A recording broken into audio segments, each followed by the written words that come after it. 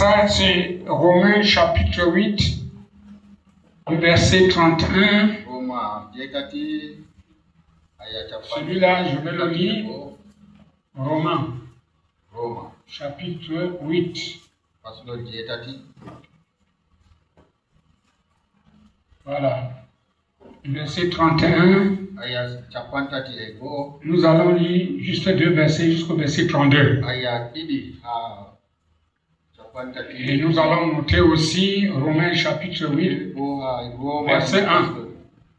Et Hébreux chapitre 9, verset 11 jusqu'au verset 14.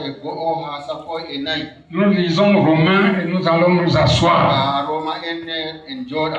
Que dirons-nous donc à l'égard de ces choses?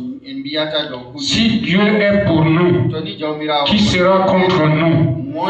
Lui qui n'a point épargné son propre Fils, mais qui l'a livré pour nous tous, comment ne nous donnera-t-il pas aussi toutes choses avec lui? Que Dieu bénisse la lecture de sa parole. Nous pouvons nous asseoir. Nous commençons avec celui-là et Romains chapitre 8, verset 1. Nous sommes dans le même chapitre. Verset 1. Il n'y a donc maintenant aucune condamnation pour ceux qui sont en Jésus-Christ. Il n'y a aucune condamnation pour ceux qui sont en Jésus-Christ. Je voulais qu'on parle un peu sur le pardon. C'est un message qui m'a tellement stimulé, pas parce qu'il est nouveau, mais c'est parce qu'il y a des choses dedans qui font du bien à un croyant.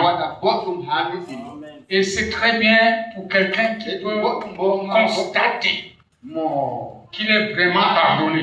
Le pardon. Regardez le mot pardon là, renferme de grands mystères.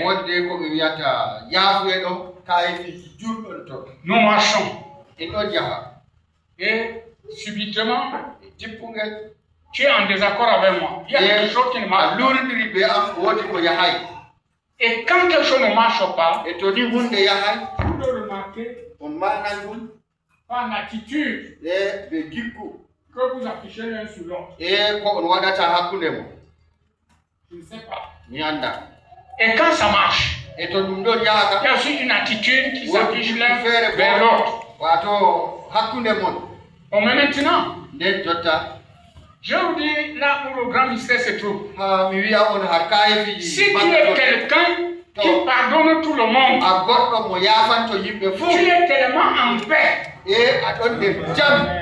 Ton cœur n'a aucune condamnation. Parce que tu pardonnes les gens. Mais si tu ne pardonnes pas les gens, tu es obligé d'avoir une attitude incorrecte. On sort par exemple. Je vais rencontrer frère Yéhoué, je vais saluer je vais faire ça, comment tu vas? Vous voyez un peu? Bon, je viens ici. Il y a quelque chose qui ne va pas. C'est vrai. Il y a quelque chose qui C'est vrai. Pourquoi je ne salue pas celui-là comme ça? On m'a posé une question quelque part. Un frère me dit, est-ce que dans le Seigneur, c'est faux d'avoir un ami? Quand il a posé cette question, j'ai voyagé, j'ai attrapé. Même dans la foi, on a des amis. Mais ta question vient à cause de tel qui m'a trouvé avec toi. Mais c'est un mauvais ami. Quand tu es dans l'erreur, il ne te dit pas. Frère, il se tue. Je lui dis, c'est pour ça que tu es toujours comme ça. On a les gens comme ça qui ne peuvent pas dire à quelqu'un que tu es dans l'erreur. Vraiment. Moi, je ne peux pas manifester l'hypocrisie devant moi. Je dis, frère, ça c'est hypocrite. Parce que frère, ça ne nous avance en rien vers le royaume pour lequel Dieu nous a destinés. Le pardon. Et ce passage de Romains, que nous venons de lire, Là-bas, on nous dit que Dieu nous a donné toutes choses. En Jésus-Christ, tout. Le pardon nous a été donné. Pourquoi devions-nous être pardonnés? Parce qu'on a été vendu au péché. Et cette chose réclamait vraiment la mort d'un innocent. Il n'y a aucun ange, aucune personne qui pouvait mourir à la place de l'autre. Ce sont pas les gens qui ont péché. C'est Adam qui a vendu tout au péché. Mais la chose que nous devons essayer d'enlever dans notre esprit, c'est que nous ne resterons pas toujours pour regarder qu'Adam avait vendu tout au péché. Aujourd'hui, nous avons été pardonnés. Amen. Jésus-Christ est mort et il est ressuscité pour notre justification. Amen. Nous devons regarder maintenant qu'est-ce qu'Adam est devenu. Amen. Avec notre position en Christ, nous voyons que nous sommes Adam restaurés. Amen. Si la science nous peut faire des exploits, inventer ces machines, toutes les choses, les grandes choses, le chrétien est où? L'église se trouve dans quelle sphère? Jusqu'à ce que l'église devienne presque naturelle. Si vous devenez une église naturelle, c'est que Dieu n'est plus là. L'église devient toujours une église surnaturelle. Et Dieu est surnaturel. Et sa parole que nous écoutons est un grand mystère. Parce que si tu la crois, elle produit ses effets bénéfiques. Pourquoi j'écris même comme ça? Qui croit dans la parole et qui ne la croit pas? C'est cette parole qui a les promesses. C'est là-dedans qu'on trouve tout. La bénédiction est là. Et la parole de Dieu nous dit nous ne serons jamais la queue, nous serons la tête. Si on ne s'arrête rien que sur ça, la queue c'est quoi? C'est le derrière. Aujourd'hui, nous avons des choses qui montrent que nous ne sommes pas la tête. Pourquoi? Ça veut dire que l'écriture là, nous on ne la croit pas. Ce soir, croyons ça.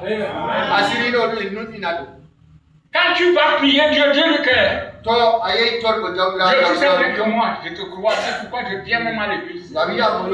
Je lis ta parole. Je m'agénue pour prier.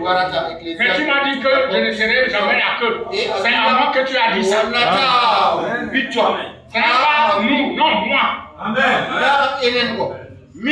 Tu m'as dit que je ne serai pas la queue. Mais voici, est-ce que je ne suis pas la queue? Vous croyez que Dieu là, c'est un père? Vous croyez que le père va me gronder parce que vous lui dites ça? Dis une chose à ton fils, quand il revient sur ça, ça devient pour lui un droit de t'adresser. Mais les enfants n'adressent pas les pères. C'est un mot seulement. Pardon. Oh, c'est quelque chose de très merveilleux. Le frère Branham prêche dans le pardon. En 1953 à Tucson. Il dit, de même ce soir, Dieu nous saisit que Dieu nous donne toutes choses. Et il nous accorde le pardon. C'est un pardon pour ceux qui désirent accepter la parole de Dieu comme un pardon. Mais seulement, le simple fait de lire cela ne signifie pas que vous êtes pardonné. C'est-à-dire que vous devez accepter cela comme votre pardon. Que Dieu a donné son Fils pour mourir à votre place. Et alors, c'est un pardon. Ce n'est pas notre pardon, c'est mon pardon. Parce que quand tu utilises le pronom personnel, tu te sens plus concerné. Si tu ne l'utilises pas, tu vas avoir la religion du groupe. Si le groupe marche, moi je marche. Si le groupe ne marche pas, moi je ne marche pas. Tu es déjà tombé avant le temps. Notre affaire-ci, c'est à qui mieux. Chacun pour soi. C'est individuel. Si je dois être pardonné, c'est moi. Maintenant, quand nous parlons de bien mutuel, alors nous sommes une famille pardonnée. Mais notre vie serait exemplaire. Écoutez. Libéré de la culpabilité, c'est ce que nous voulons dire par là. Un pardon venant de Dieu est une libération de la culpabilité. Ce n'est pas se détourner au moyen d'une certaine doctrine psychologique susceptible de vous donner tant, soit peu ou d'autres centaines de doctrines, ou un petit sentiment que vous avez fait la chose juste en vous joignant à une église ou en acceptant un credo. Mais c'est une libération de votre culpabilité par la puissance du calvaire. Quelque chose vous a libéré. Il n'y a plus de culpabilité.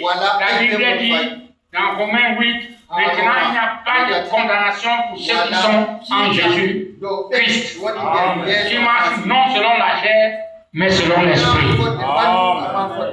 Maintenant, qui marche selon l'esprit aujourd'hui. Ah oui, vous savez qu'un homme qui marche selon l'esprit n'est pas condamné. Lui peut juger tout, mais vous ne pouvez pas le juger. Mais aujourd'hui, la chair domine. La chair domine. Vous ne pouvez pas passer. La chair. Nous devons vraiment nous débarrasser de ces affaires de la chair.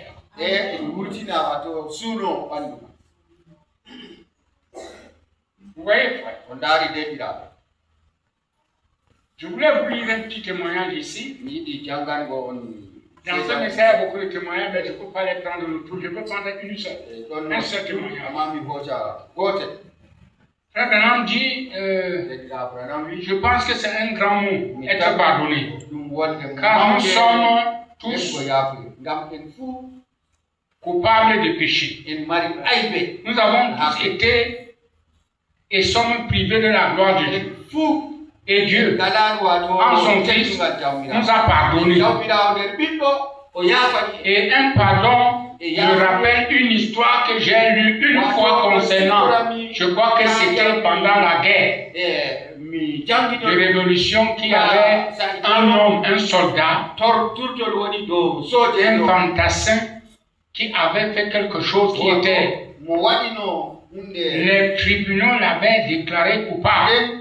Il était condamné à être passé par les armes. Je crois qu'il avait déserté son poste du devoir pendant la bataille. Il allait passer devant un peloton d'exécution. Vous allez voir quelque chose ici.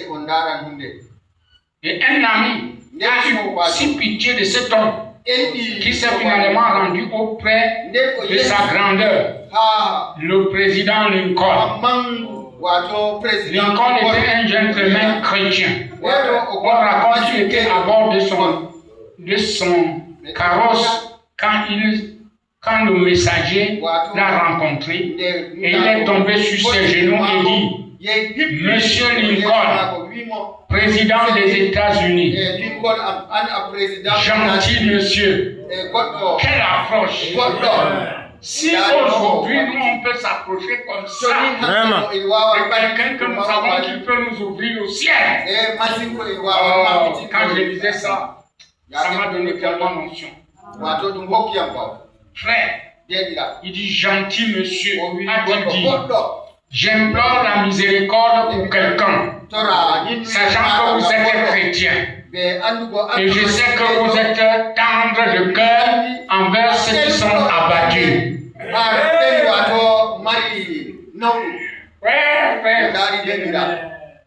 Regardez l'expression. Quand nous nous disons que il y a certaines choses que vous ne recevez pas parce que vous ne connaissez pas vous exprimer, il y a l'approche gauche pour chaque chose. Tu mets quelqu'un à sa place comme ça. Dans son cœur, il pense quoi? Et bien, l'oiseau là est sorti d'où comme ça? Et j'aime ces choses. Ça nous propulse très haut.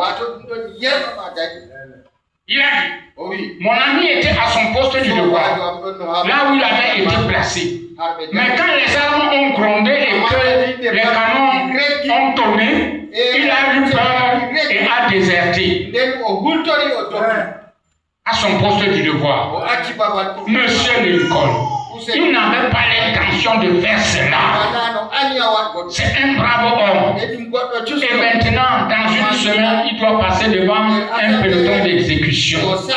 Il n'y a pas moyen de le sauver si il n'y a pas moyen de le sauver, sauf si vous signez son pardon de cette culpabilité, d'iniquité et de péché. Monsieur Lincoln, les larmes aux yeux, a tiré un bout de papier de son dossier et a écrit dessus: moi, Abraham Lincoln, je pardonne cet homme de cette chose, qu'il ne meure pas. Et il a signé cela de son nom. Tu peux plaider chez Dieu comme ça. Ton frère, tu sais qu'il est coupable. C'était pas que le gars n'était pas coupable. Mais je vais vous dire une chose. Devant Dieu, on ne ment pas. C'est vrai. C'est véridique. C'est ça. Si je veux plaider ta cause, je vais dire: Seigneur, je sais que si tu te tiens ici pour me juger avec le frère, il a tort. Je suis certain. Je sais qu'il a tort. Mais maintenant, sachant bien qu'il a tort, mais je m'intercale. C'est ça. Tu es obligé de t'écouter. Parce que tu lui as dit la vérité. Ce n'est pas que quelqu'un a tort, tu dis non, il n'a rien fait. Non, il a fait. Mais il faut avoir une position de quelqu'un qui pardonne toujours. Voyez que le chrétien, c'est un homme qui pardonne toujours. Quand il demande pardon ou pas, lui, il pardonne toujours. Même quand il prie, quand il pense à quelque chose de mal, il pardonne. Mais c'est ça qui nous rend la vie chrétienne difficile. Oh là là. Vous voyez, frère, Monsieur Lincoln, les larmes aux yeux, a tiré un bout de papier de son dossier et a écrit dessus: moi, Abraham Lincoln, je pardonne cet homme de cette chose qu'il ne meurt pas. Et il a signé cela de son nom. Et cet homme a prononcé sur lui les bénédictions de Dieu et est retourné à la prison où il a dit à son ami: j'ai obtenu ton pardon. Et il l'a pris, rédigé sur un bout de papier et le lui a montré. L'homme a dit: ne te moque pas de moi. Me voici sur le point de mourir. Et toi, tu viens donc avec un truc de ce genre. Je n'y crois pas. Je ne peux.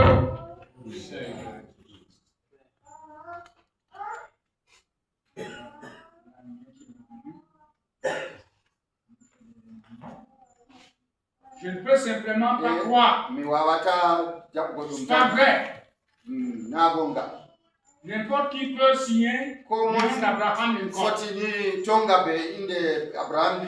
Frère, vous voyez un peu. C'est bizarre.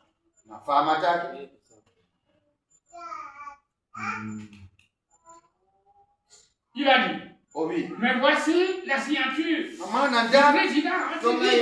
président. Tu es gracié.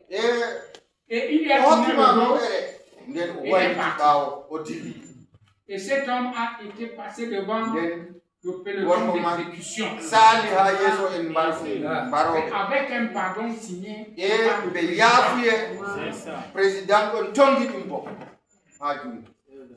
Est-ce que l'affaire est finie comme ça?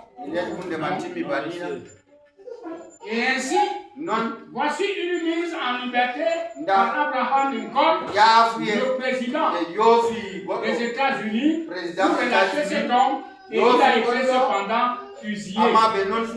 Ainsi, ce cas a été examiné par la Cour fédérale. Et voici ce qu'a été la décision. La grâce n'est que grâce, et si elle est acceptée,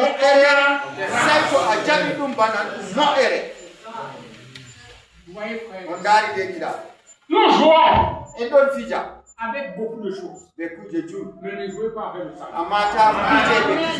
Ça, c'est une chose que tu obtiens une fois pour toutes.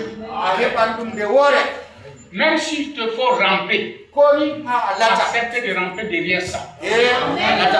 Parce que le dernier jour, tu sauras ce que veut dire obtenir le pardon. Et ce monsieur l'a exécuté. Mais pourtant, il y avait déjà un pardon. Et aujourd'hui, beaucoup de gens sont dans cette position. Frère Branham dit, de même ce soir, j'ai lu ceci, que Dieu nous donne toutes choses et nous accorde le pardon. C'est un pardon pour ceux qui désirent accepter la parole de Dieu comme un pardon. Mais seulement, le simple fait de lire cela ne signifie pas que vous êtes pardonné. C'est-à-dire que vous deviez accepter cela comme votre pardon, que Dieu a donné son Fils pour mourir à votre place, alors c'est un pardon. Vous voyez, frères et sœurs. Le pardon nous libère. Nous libère de quoi? De la culpabilité. Un véritable pardon nous libère de la culpabilité. Vous savez que quand un homme est pardonné, il est libre. Dans son cœur, il n'a aucune condamnation. Avec le pardon, ça te purifie. La pureté. Aujourd'hui, tout le monde peut dire qu'il est pardonné, mais est-ce que tu es pur? Vraiment. Non, c'est ça. Profondément. Parce que quand on mange comme les grenouilles, la grenouille a une image mystérieuse. Il est comme ça, là, il marche, il regarde derrière. Si un conducteur regarde en roulant le rétroviseur, il va faire l'accident. Même nous, on ne regarde pas derrière. On regarde devant. C'est devant qui a la vie. Les choses anciennes sont passées. Nouvelles. Ah, ok. Nous allons lire une autre portion de l'Écriture. C'est Hébreux chapitre. J'ai dit Hébreux chapitre 9. Je vais mal noter ici, mais c'est Hébreux 9.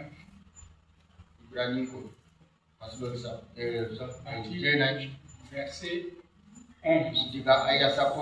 C'est là où on va finir.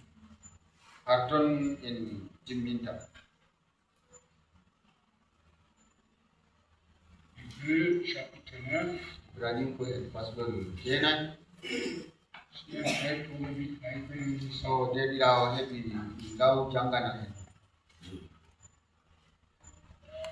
Mais Christ est venu comme souverain sacrificateur des biens à venir.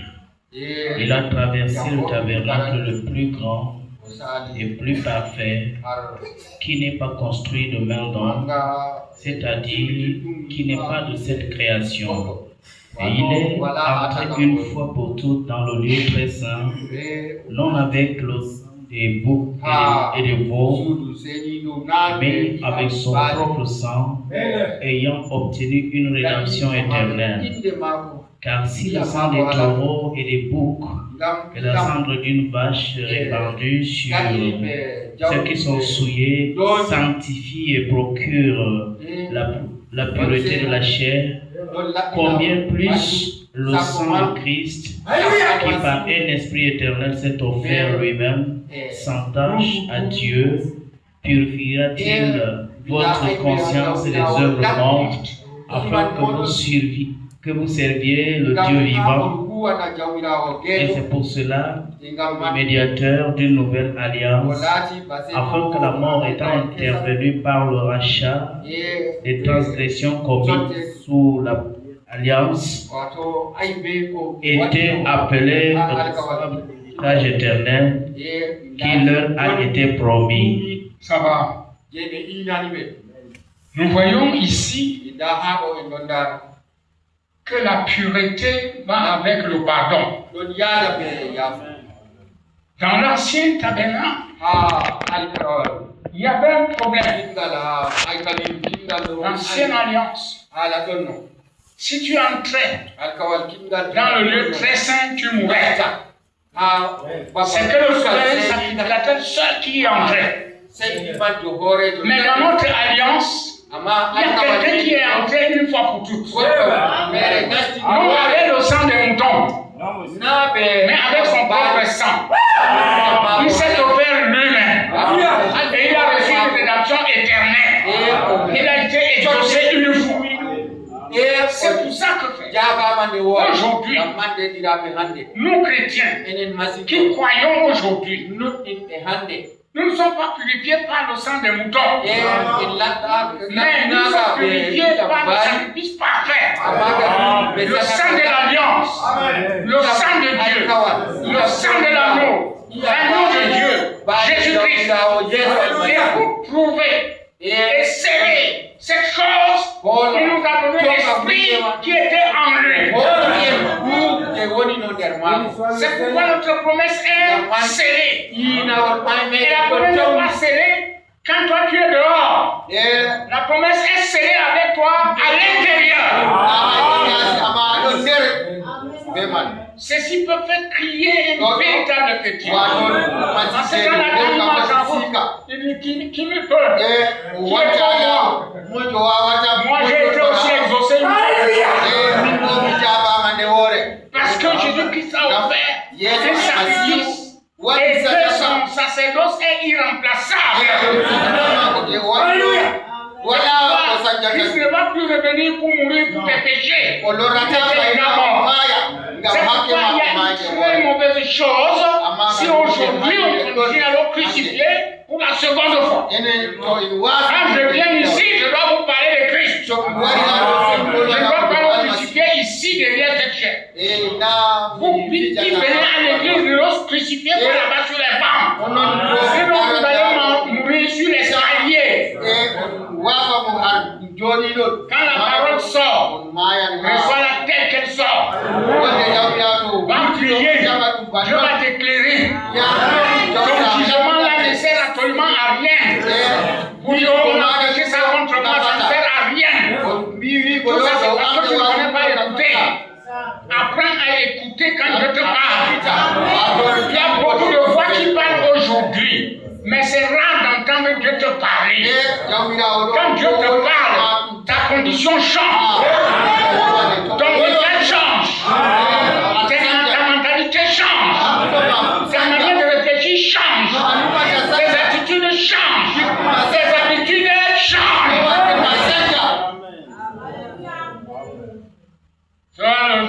Dieu m'a parlé. Dieu m'a parlé quand je crois. Mais Dieu est capable de scier quelqu'un avec la matière. Et tu dis Dieu t'a parlé.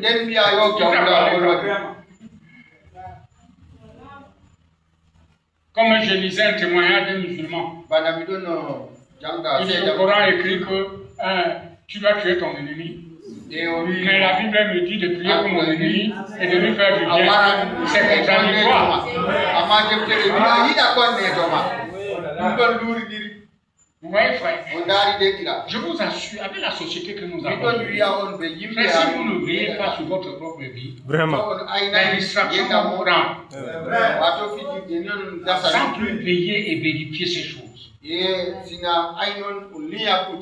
Et ma prière ce soir, c'est qu'en quittant l'église, nous puissions quitter l'humilité.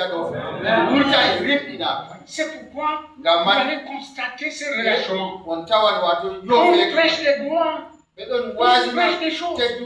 Frère, des choses que quand quelqu'un est touché, il ne peut plus rester sur le banc.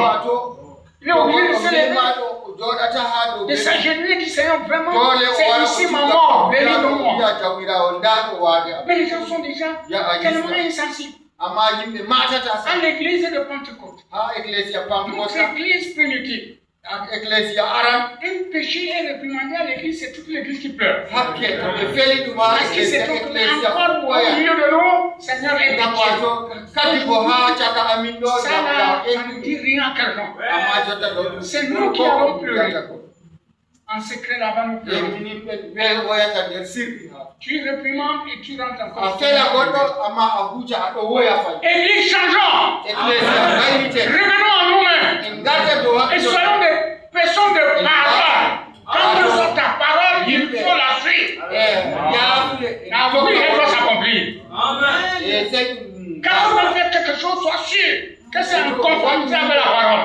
Ne t'avance pas à faire des choses que tu dois encore te repentir.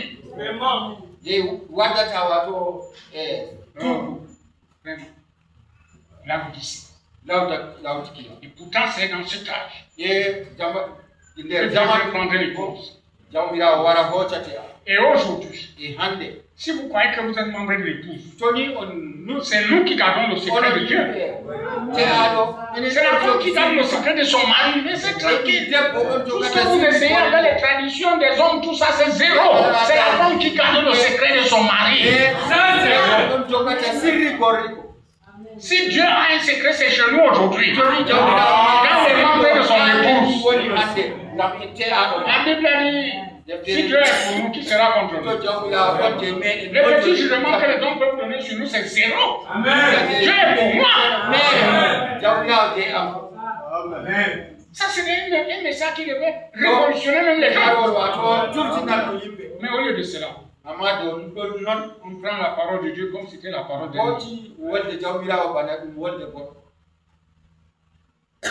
Il y a encore une chose dont j'aimerais parler ici en rapport avec notre pardon. Et c'est que, après que nous avons reçu le pardon, nous recevons la pureté avec ce pardon. La pureté. Maintenant, si vous faites juste comme si vous avez obtenu le pardon, vous n'avez pas reçu la pureté. Eh bien, vous dites, pouvez-vous le prouver, Frère Branham? Notez ceci, Hébreux 9, au verset 11 au verset 15. Celui qui rend le culte étant une fois purifié n'a plus conscience de son péché. Même la conscience du péché, il n'y a plus. Si vous êtes vraiment pardonné, la culpabilité même, le désir même vous a quitté. C'est complètement parti. La pureté accompagne le véritable pardon. Oh, j'aime l'endroit-ci. Ça accompagne. Ah, je crois que l'église va sortir ce soir bien. Ayant été pardonné une fois pour toutes. Si nous prétendons être pardonnés sans toutefois être purs, comment pouvons-nous prétendre être pardonnés alors que le pardon produit la pureté? Voilà ce que je veux dire. Purifier. Vous purifiez de quoi? Purifier de tout lien avec les œuvres formalistes, traditionnelles, qui sont mortes. Amen. Être purifié des traditions mortes. Comment pouvez-vous rester encore dans une tradition morte quand vous en êtes purifié? Maintenant, lisez cela dans Hébreux 9, 11. Voyez si c'est juste. Cela nous purifie des souillures, des œuvres mortes et formalistes quand nous sommes pardonnés par le sang de Jésus. En effet, c'est la puissance de sanctification qui accompagne le pardon. Et nous sommes purifiés de toutes nos œuvres mortes. Amen. Ouais. C'est vraiment merveilleux. Quand nous savons ces choses, la Bible nous dit alors quoi? Nous devons y veiller, y persévérer avec une entière soumission. Parce que si nous écoutons la parole, et si nous savons quelle est la vérité, et nous ne sommes pas soumis à la parole, ça traduit littéralement que nous sommes incrédules. Et l'incrédulité n'arrêtera jamais Dieu. L'incrédulité n'arrête que l'incrédule. Tu peux taper la main à la poitrine. Un jour, tu diras que oh, je suis fichu. Oui, frères et sœurs. Marchons humblement devant le Seigneur. Marcher humblement ne veut dire pas qu'on va être ça. Qu'on va être des gens comme ça, comme s'ils sont des détraqués. Tout ça. Non, humblement, c'est un esprit de cœur. C'est quelqu'un qui est possédant, il vit comme s'il ne possédait pas. Ne possédant pas, il vit comme s'il possédait tout. Comme ça. Un jour, j'avais affaire avec un magistrat. Alors, il savait qu'il a trouvé sur ma table le tabernacle de l'humilité. Il commence à dire alors si je suis humble, donc je peux m'asseoir par terre en tant que magistrat comme ça, là, j'ai des honneurs, je peux m'asseoir par terre. Jésus qui m'attaquait. Je n'ai rien dit. Il a fini ce qu'il est venu faire. Je lui ai dit que je sais que tu fréquentes une dénomination. Mais si nous parlons de l'humilité, vous n'êtes pas humble. Si vous étiez humble, vous ne feriez pas les choses que vous faites là-bas. Je lui ai dit que je peux te dire ce que tu fais là-bas. Et ça, c'est votre vérité. Et vous me connaissez, je dis très bien. Si je ne te connaissais pas, je ne peux pas dire que ce que tu fais n'est pas juste. Il me dit, bon, on va parler ça prochainement. J'ai dit, je t'invite de venir comme ça, on va parler sur l'unité. En réalité, il ne connaissait pas que je le connaissais. Je le connaissais très bien. Il y a des choses qu'il ne faut pas parler quand il avait sa ligne. Mais je ne voulais pas aller là-bas. Quand quelqu'un est un pécheur, la première chose, il doit chercher le pardon. Et le pardon aujourd'hui, c'est répondez-vous.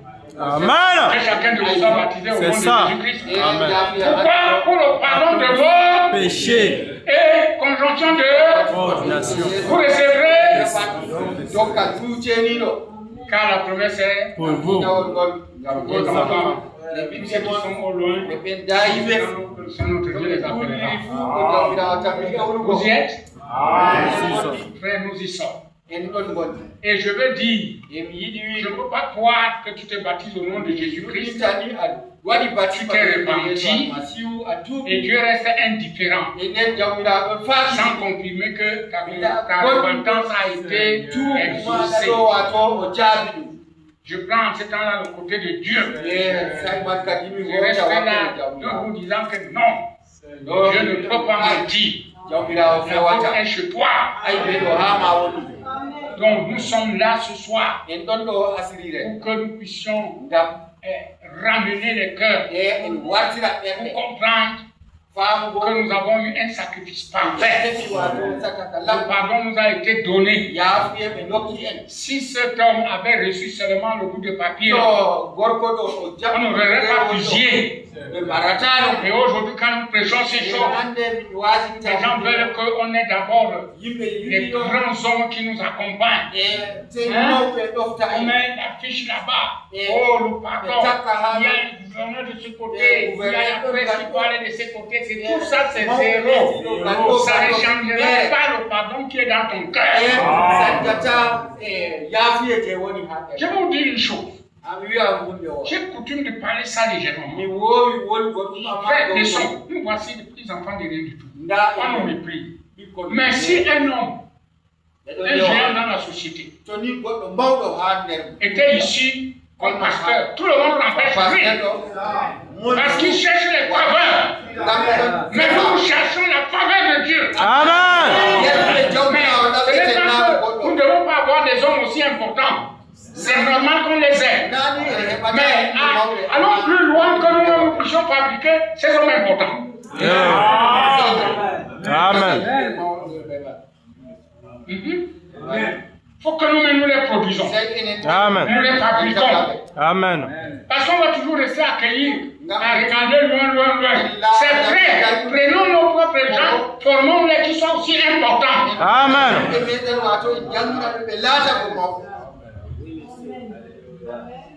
Que Dieu vous bénisse. C'était bon? Très bon.